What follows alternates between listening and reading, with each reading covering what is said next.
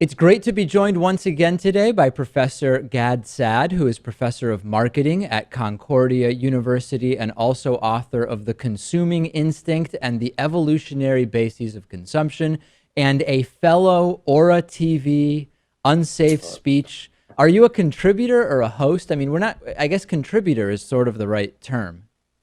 Yeah, exactly. I mean, basically, the deal is that, at least my deal, I'm not sure what yours is like, but I I wish I knew. basically submit I submit all my content first to Aura TV. Then there's an exclusivity period, and then I could post it on my YouTube channel. So basically, that's all that it is. So, one of the topics you address and one of the topics we address deals with sort of this general area that includes issues of free speech versus safe speech vis-a-vis college campuses. We've been talking about the term regressive left and sort of trying to figure out, is this a valid term? Is the term being misused? What does it describe? And invariably, we get back to examples of what's happening on college campuses around the US. And as in the presentation I watched yesterday that you gave, also talking about what's going on in Canada, for people who may have no idea whatsoever what it is that's taking place on college campuses, how would you sum it up? Yeah, so I would basically say that there are folks who actually don't wish to engage in unrestrained debate. Now, they can't behead you literally. And so what they can do is create environments that are not conducive to proper exchange of ideas. And so they come up with all sorts of mechanisms by which they can stifle the free exchange of ideas. That could be through stifling political correctness. It could be by having an insistence on safe spaces, which effectively amount to anything that I disagree with might trigger me. It includes having trigger warnings that might cause me to be emotionally damaged if I am exposed to a concept that might be damaging to me. So there are all sorts of ways by which the discourse could be controlled by imposing these types of mechanisms. It's horrifying. This sort of gets me to where I have concerns about the term regressive left. And tomorrow we're publishing quite an extensive expose and investigation into this term, because as I hear you describe and sort of qualify what this issue is that's taking place, to me, it sounds like an example of the ostensible or putative left not actually being progressive or not standing up for the progressive principle of free and open debate and a fair and real evaluation of ideas. And this is what gets me to wonder whether what we're really talking about is an authoritarianism that spans both left and right of the political spectrum, maybe in different ways. Well, I think you're right that the desire to stifle free exchange of ideas is not historically linked to only one side of the political spectrum, right? I mean, people on the right could try to stifle debate in all sorts of ways, and people on the left can do so. The regressive left appellation in this case does refer to folks who are from the left, but who, for various reasons, for example, they don't believe that we should talk about certain marginalized groups because when it comes to their sort of progressive stack, it is more important to protect those folks than to talk openly and honestly about some of the issues that might afflict those folks. And so the term is correct to the extent that much of academic campuses are run by folks who are on the left side of the political aisle. But of course, you're exactly right that the more general phenomenon is one of authoritarianism. It's to try to control the dialogue.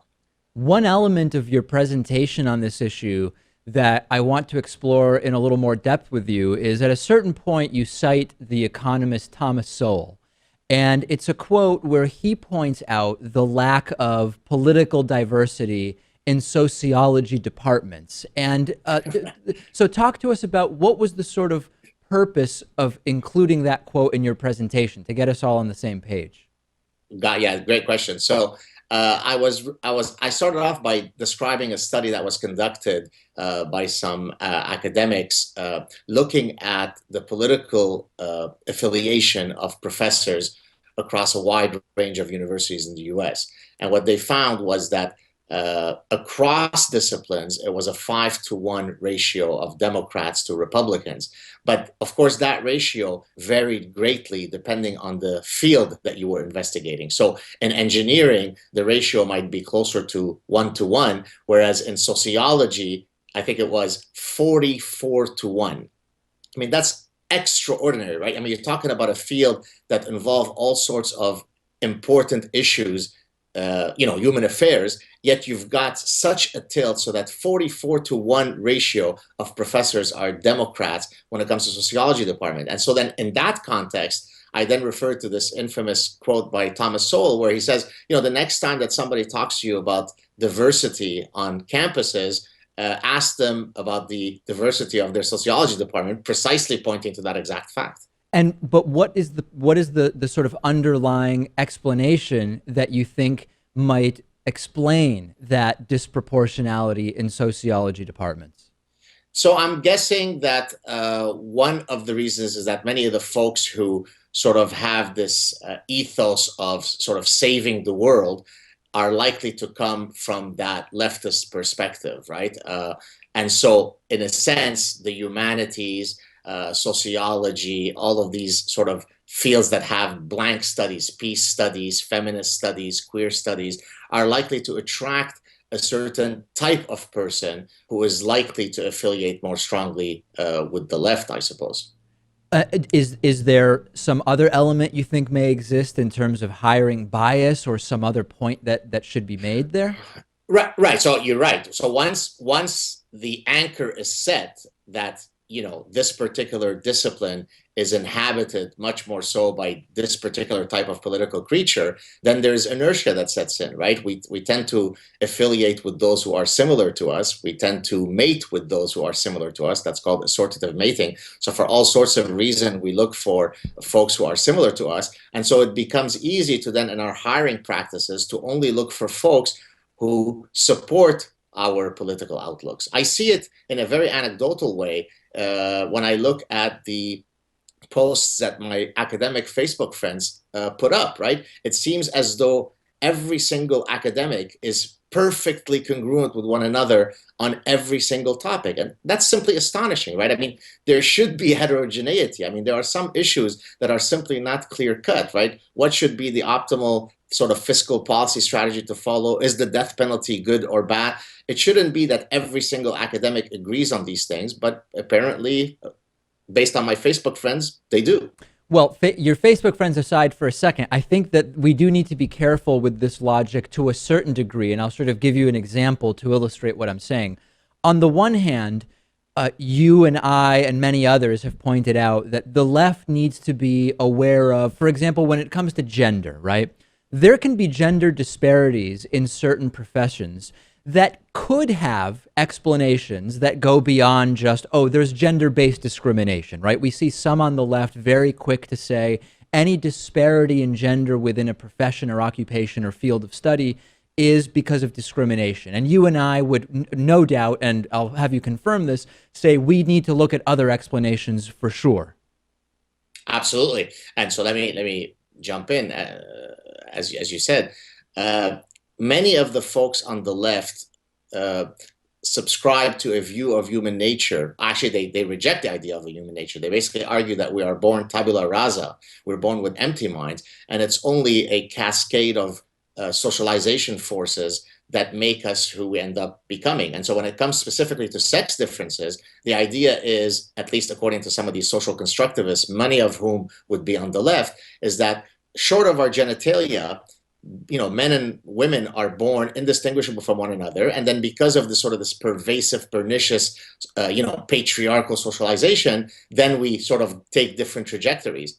And that's laughably false. As somebody who is steeped in evolutionary psychology, I obviously know that that's not true. The average 3-year-old knows that not to be true. Yet you can go through sociology departments and cultural anthropology and all these types of fields where the whole idea of biological differences is completely rejected. Good. Again, so since we agree on that, now let's go back to our sociology example. We know, yes, for example, that in some ways, conservative and liberal brains by the time of adulthood are different in some ways, right? We know that authoritarian parenting is more likely to lead to children that are, as adults, conservative politically.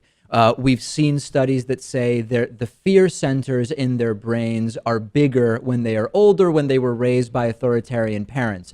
That is going to lead invariably, correct me if you disagree, to, for example, fewer conservatives wanting to get into social work, right? Does that mean the field of social work is biased against conservatives in some way? I don't know that we could say that. Right. So I'm aware of the studies that you've mentioned, but I haven't read them carefully. So I wouldn't feel comfortable sort of pronouncing a definitive position as to their veracity. But conceptually.